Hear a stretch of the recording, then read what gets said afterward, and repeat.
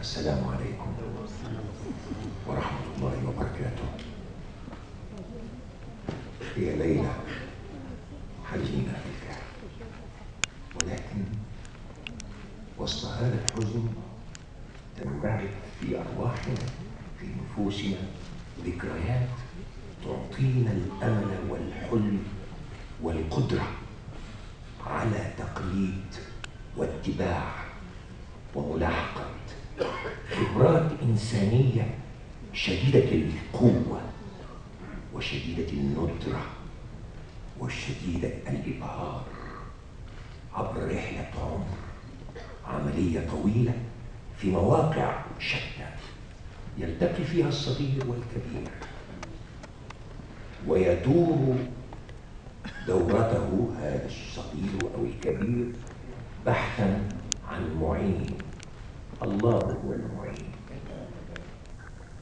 ويجد هذا الباحث في ممدوح الليثي المعين النقي الطيب المبادر الذي يقف إلى جانب المحتاج والباحث عن المساعدة، يجده إلى جواره يقف بجانبه يقدم له أكثر مما كان يتمنى وأكبر مما كان يحلم به في قضيته، في مشكلته، في احتياجاته، في قدراته التي يبحث فيها عن عون ومساعدة.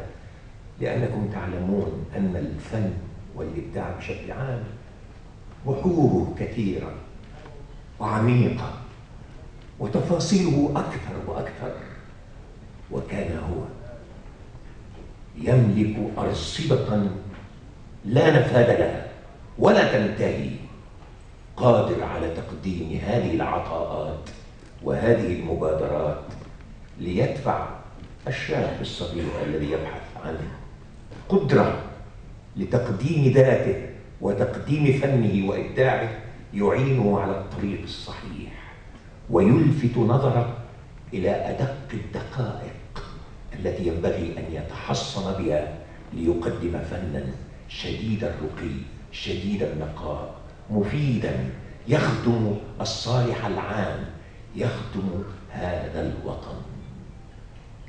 الوطن يا ممدوح كنت تضعه نصب عينيك وفي خليات روحك وفي وعيك.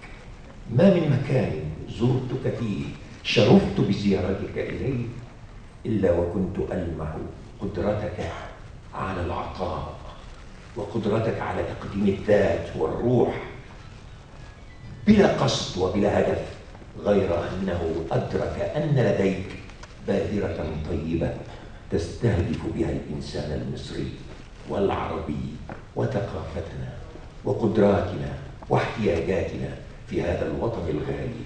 الوداع لك يا حبيبي يا ممدوح يا ليثي، كلنا عشقناك عن قرب وعن كتب لكثرة ما كنت تقدم بمثل عليا.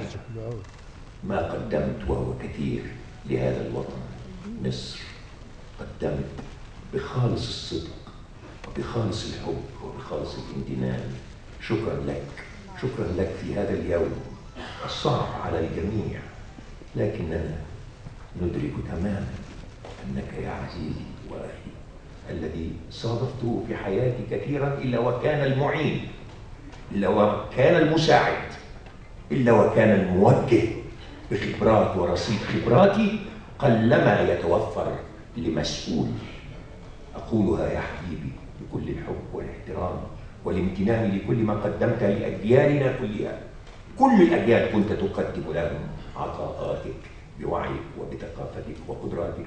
شكرا لك في هذا اليوم الصعب الذي فارقتنا فيه، لكنك تظل في أفئدتنا وفي أرواحنا زادا نتعلم ونفيد منه. الله يرحمك ويحسن إليك ويجعل الجنة مثواك يا ممدوح يا ليثي. شكرا.